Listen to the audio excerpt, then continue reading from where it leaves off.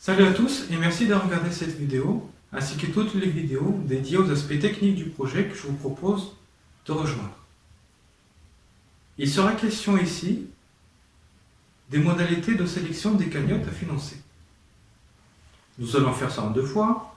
D'abord, nous allons parler de l'appel à proposition et ensuite nous allons parler du vote pour élire des cagnottes à financer en priorité. Nous aurons trois objectifs à remplir. D'abord, faire participer tout le monde, tous les membres inscrits à la collecte de dons, être le moins contraignant possible pour les membres du groupe et pour les administrateurs du groupe, et être le plus efficient possible, c'est-à-dire ne pas nous perdre dans une masse de cagnottes à financer. Et il y en a beaucoup, je dois vous l'accorder. Comment va-t-on proposer des cagnottes? Eh bien, tout d'abord, il faudra, comme d'habitude, attendre le feu vert pour proposer des cagnottes. Ce feu vert sera donné par une photo de couverture de groupe qui va proclamer l'ouverture de l'appel à proposition. Et toutes les personnes qui souhaitent proposer des cagnottes auront seulement 48 heures pour le faire, et ce pour des raisons pratiques, pour des raisons de commodité. Évidemment, ce délai sera ajusté avec l'expérience ou pas. On verra comment ça va marcher.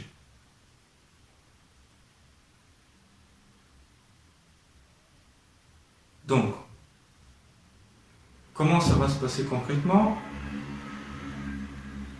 Les membres administrateurs du groupe vont en préalable publier un post intitulé Appel à proposition en date due et ils mettront la date de publication de poste. Ensuite, ils mettront une photo de couverture de groupe pour annoncer l'ouverture des appels à proposition. Et les membres qui le souhaitent pourront simplement proposer une cagnotte en mettant un commentaire à ce post qui contient le lien qui va vers la cagnotte qu'ils proposent. Toujours pareil, pour des raisons pratiques, chaque membre qui souhaite proposer une cagnotte ne pourra en proposer qu'une seule. Et évidemment, il sera impossible de proposer une cagnotte qu'on aurait créée soi-même au préalable, mais évidemment, on pourra proposer une cagnotte d'un proche ou d'un ami. Ce ne sera pas interdit. Bien sûr aussi, pour optimiser, pour faciliter le travail des administrateurs, il faudra éviter de commenter les cagnottes qui auraient été proposées. Parce que sinon, on ne s'y retrouvera plus.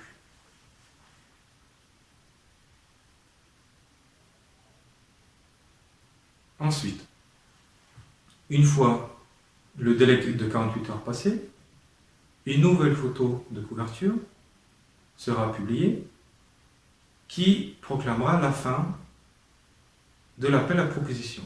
Et passé ce délai, aucune proposition ne pourra être retenue, même si elle émane de personnes qui auraient rejoint le groupe pendant l'appel à proposition. Et tout ça pour des raisons évidemment pratiques.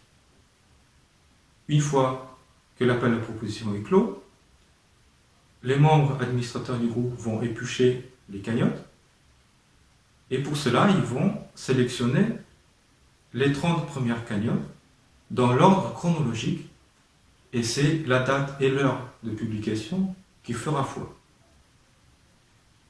Peut-être même la seconde. À voir.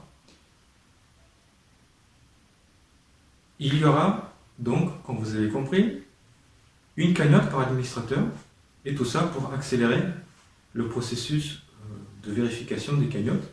Pourquoi vérification? Parce que simplement, chaque administrateur devra vérifier en contactant le créateur de la cagnotte qui aurait été plébiscité par l'un des membres, pour vérifier donc qu'elle est conforme à l'esprit du groupe. Qu'est-ce que ça veut dire? Eh bien, une cagnotte sera considérée conforme à l'esprit du groupe si elle défend un projet qui est solidaire, qui est un projet d'entraide ou alors qui est un projet d'écologie. Une cagnotte sera aussi considérée comme conforme si elle n'a pas été créée au préalable par un membre lui-même, et elle sera considérée conforme si elle ne défend pas un projet qui suscite la polémique ou qui déchaîne les passions.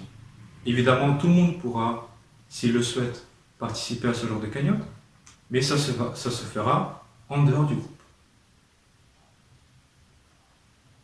Voilà. Alors, que deviennent les cagnottes qui n'auront pas été sélectionnées,